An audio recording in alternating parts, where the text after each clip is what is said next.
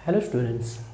Last lecture में हमने mass percentage of element in compound find out किया था। आज वही मास परसेंटेज को यूज़ करके हम कंपाउंड का मॉलिक्यूलर फार्मूला और एम्पिरिकल फार्मूला फाइंड आउट करेंगे। तो पहले एम्पिरिकल फार्मूला क्या है, तो देखो डेफिनेशन सिंपल है। Empirical formula represent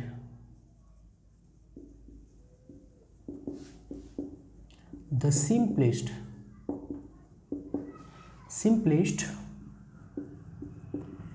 whole number ratio of various atoms present in one molecules of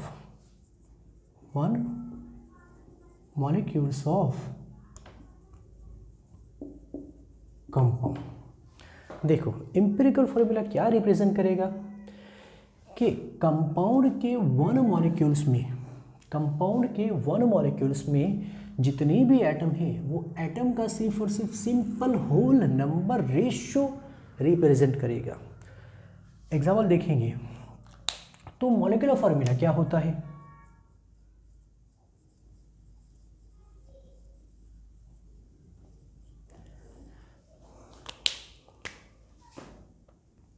तो molecular formula shows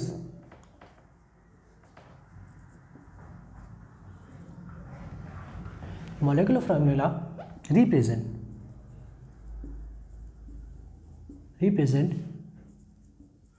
exact number of various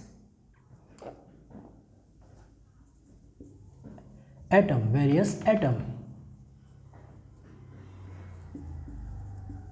present in one molecules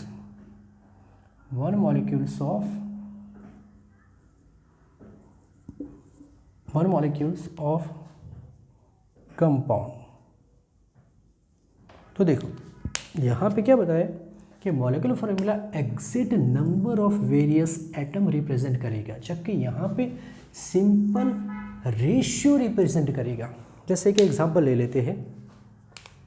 देखो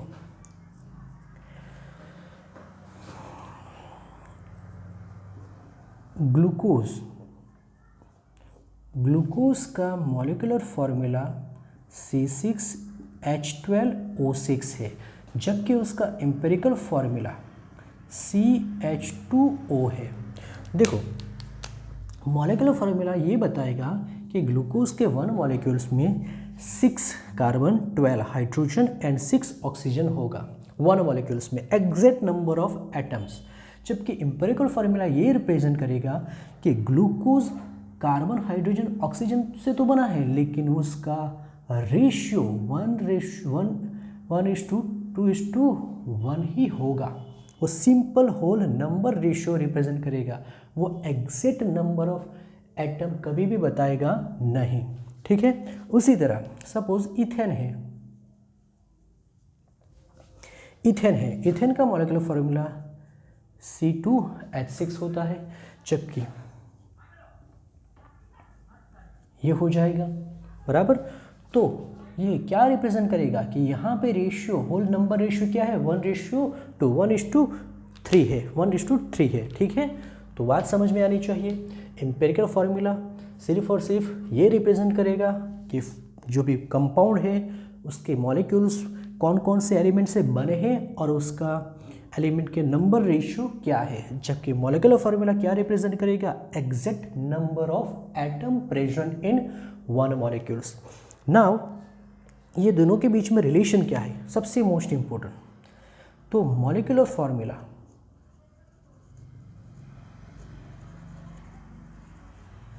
is equal to n into empirical formula.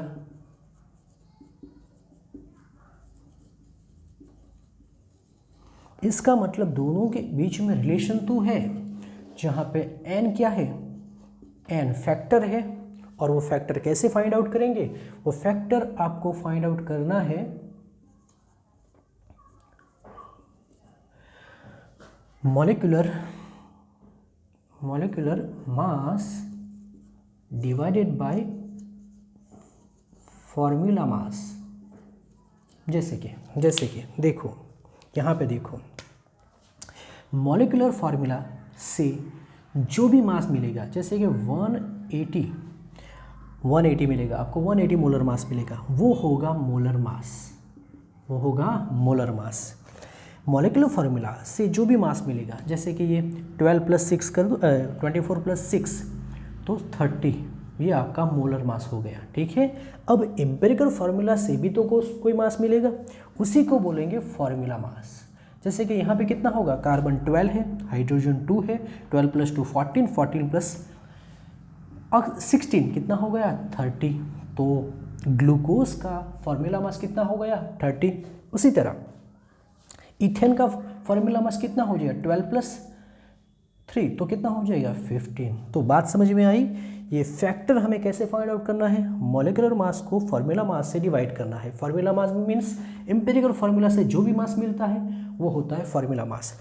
Molecular mass means molecular formula से जो भी मास मिलता है वो होता है मॉलिक्यूलर मास, जिसे हम मोलर मास भी कहते हैं। चलो अब ये क्वेश्चन देखो, कैसे हम मास परसेंटेज को यूज़ करके फार्मूला, एम्पिरिकल फार्मूला या मॉलिक्यूलर फार्मूला फाइंड आउट करेंगे। देखो क्या लिखा है, a compound contain carbon 34.6%, hydrogen 3.85% and oxygen 61.55%। Calculate its empirical formula. तो देखो यहाँ पे हमें सिंपल एक टेबल बनाना है। जैसे कि फर्स्ट है हमारा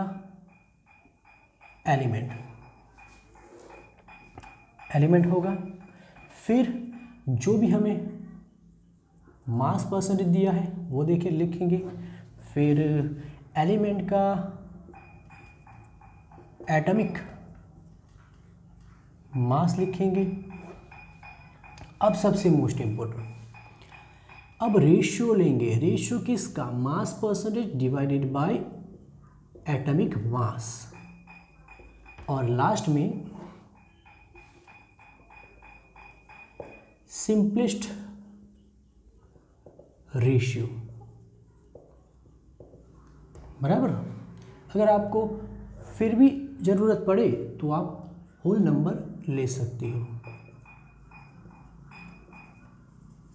देखो किस तरह से हमें ये वैल्यू, चलो एलिमेंट कौन कौन सा है, कार्बन, हाइड्रोजन एंड ऑक्सीजन। चलो सबके मास परसेंटेज कितने हैं, तो यहाँ पे 34.6, हाइड्रोजन का कितना है 3.85 एंड ऑक्सीजन का 61.55। एटॉमिक मास कार्बन का कितना होता है 12, हाइड्रोजन का 1, ऑक्सीजन का 16। अब सबसे most important, mass percentage divided by atomic mass. तो ये मास परसेंटेज 34.6 डिवाइडेड बाय क्या लिखेंगे 12।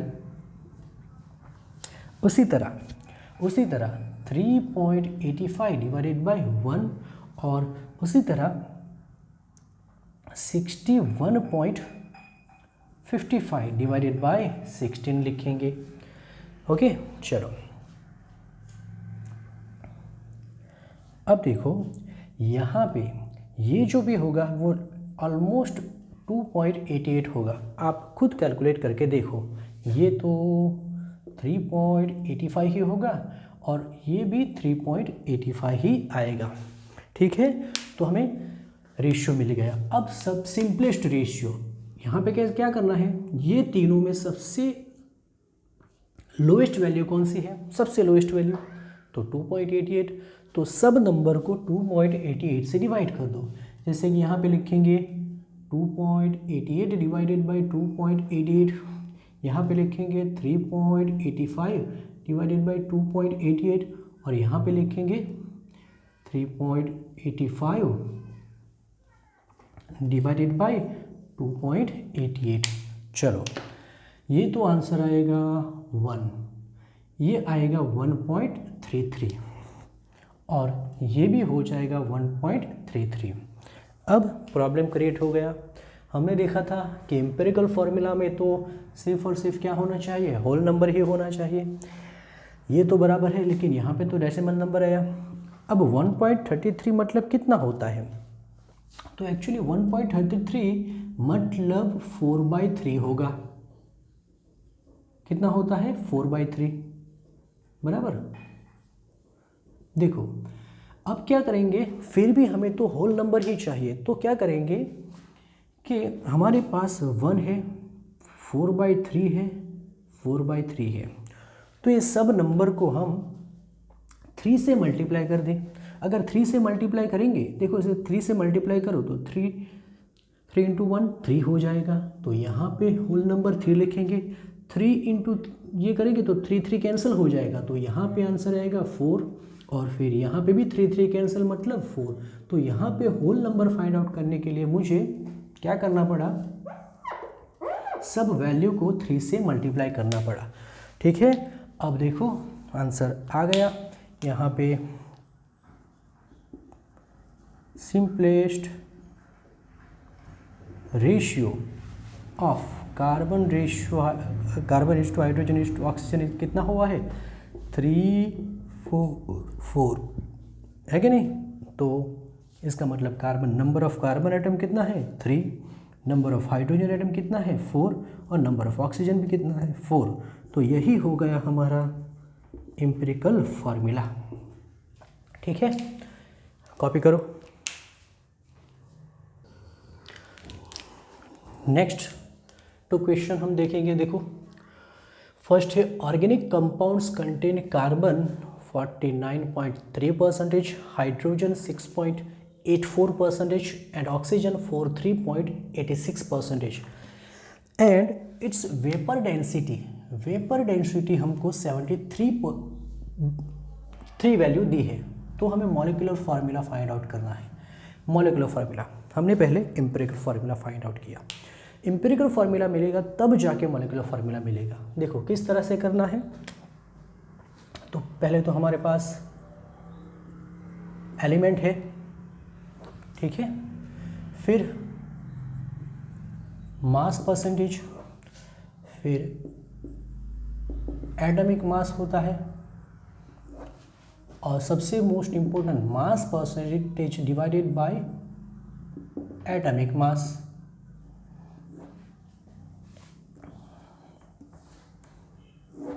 फिर सिंपलेस्ट रेशियो, और ज़रूरत पड़े तो होल नंबर लेंगे।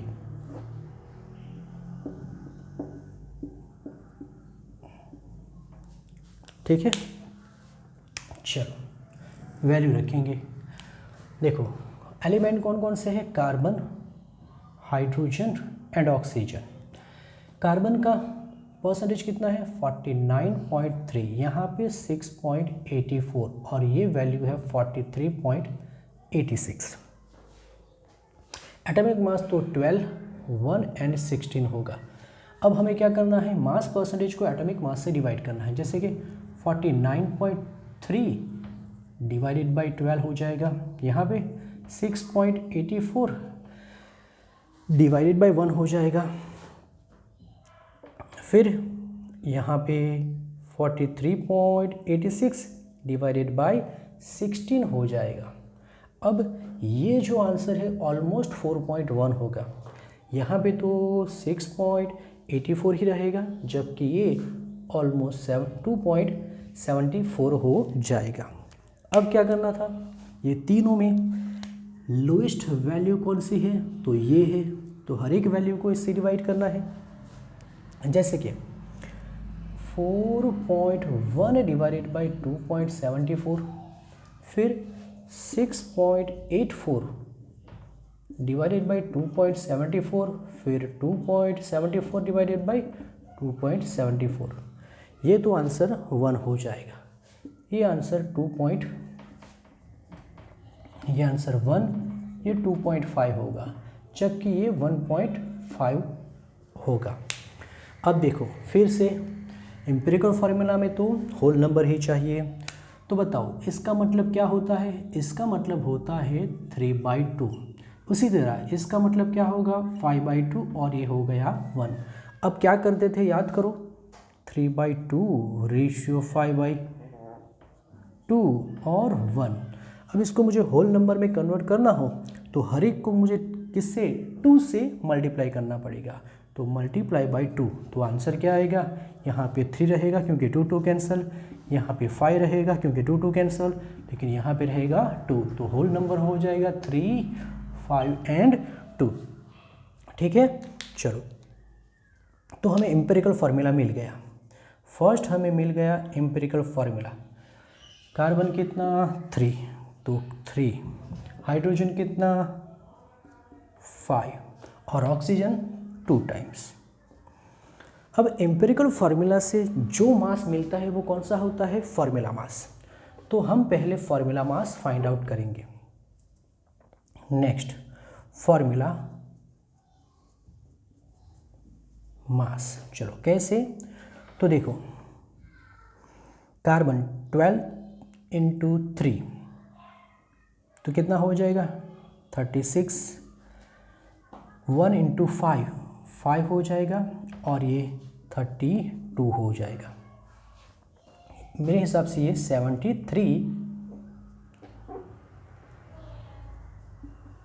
73 ग्राम इक्विवेलेंट ग्राम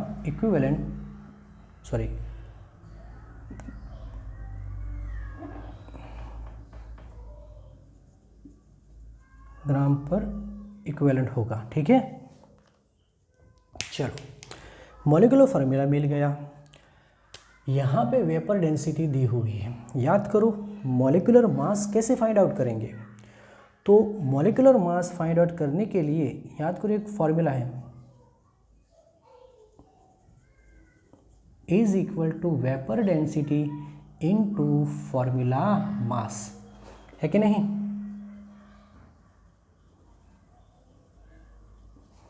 तो वेपर डेंसिटी हमें कितनी दी है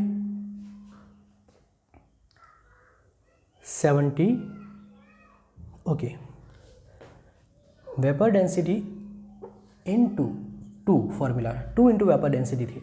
ओके, तो ये हमारे पास 73 है और ये हो जाएगा 2। तो मॉलिक्यूलर फार्मूला भी हमें मिल गया, एम्पिरिकल फार्मूला भी हमें मिल गया। अब क्या करते थे याद करो, फैक्टर फाइंड आउट करना था।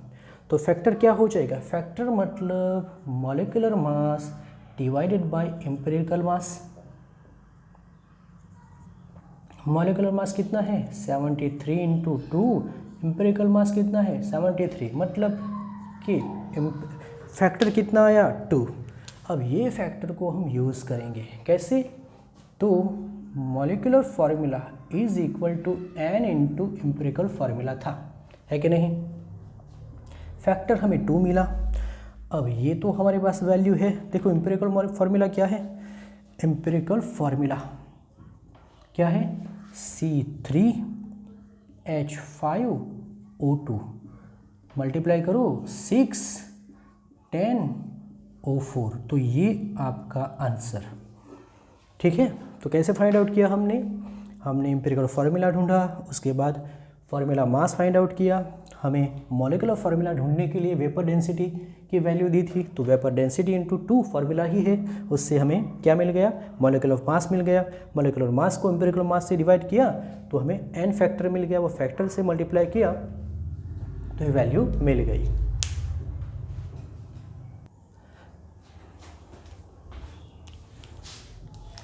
नेक्स्ट देखो क्या है, कंपाउंड्स कंटेन हाइड्रोजन कितना परसेंटेज है 4.07, कार्बन कितना है 24.47 एंड क्लोरीन 71.65% है। मॉलिक्यूलर मास इस टाइम हमें कंप्लीटली दिया हुआ है, मॉलिक्यूलर मास कितना है 98.96 ग्राम। तो हमें empirical formula and molecular formula ढूंढना है। ये एग्जाम्पल नंबर 1.2 है NCERT टेक्स्ट बुक का। चलो फिर से लिखेंगे, बताओ पहले क्या होता है, एलिमेंट, फिर मास परसेंटेज, फिर एटॉमिक मास, फिर सबसे most important ratio of mass percentage to atomic mass, फिर सिंपलेस्ट रेशियो, सिंपलेस्ट रेशियो, और ज़रूरत पड़े तब जाके हम होल नंबर लेंगे, ठीक है। चलो यहाँ पे वैल्यू कितनी है, कौन है, कार्बन, फिर हाइड्रोजन एंड क्लोरीन। कार्बन का परसेंटेज 24.47, हाइड्रोजन का कितना है 4.07, क्लोरीन का कितना 71.65। एटॉमिक मास कार्बन का कितना होता है 12, हाइड्रोजन का 1, और ये कितना हो गया 35.5, सबको मालूम है। डिवाइड करो 24.47 divided by 12, 4.07 divided by 1 and 71.65 divided by 35.5, बराबर। चलो ये ऑलमोस्ट 2.02 के आसपास होगा, ये होगा 4.07, और ये भी ऑलमोस्ट 2.02 के आसपास ही होगा।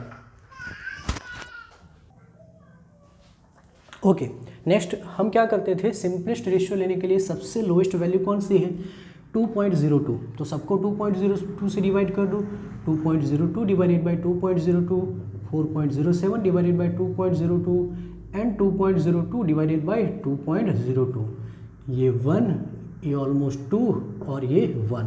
तो यहाँ पे ही हमें होल नंबर मिल गया, तो लिखने की ज़रूरत नहीं है। अगर लिखना भी चाहो तो आप डायरेक्ट लिख सकते हो, ठीक है। चलो अब एम्पिरिकल फॉर्मूला क्या होगा, कार्बन की वैल्यू 1, तो कार्बन 1, हाइड्रोजन 2 और क्लोरीन 1, ठीक है।